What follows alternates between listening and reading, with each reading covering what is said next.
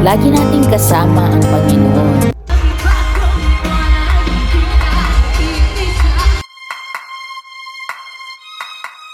Maniwala ka ba't hindi ka nag-isa?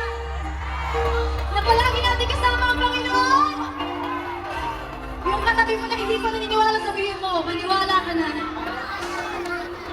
Dahil hindi aksidente na nandito ka ngayong gabi. May dahilan kung bakit nandito ka ngayong gabi. Dahil ginawa ng Panginoon ang araw na ito para mas makilala mo pa siya. Sa dami ng tao rito, may isang mensaheng tumatak sa akin ngayon. Hindi ka nag-iisa. Lagi nating kasama ang Panginoon. Minsan, kapag mabigat ang pinagdadaanan natin, nakakalimutan nating may kasama tayong gumagabay sa bawat hakbang. Simpleng paalala, pero minsan ito ang eksaktong kailangan nating marinig.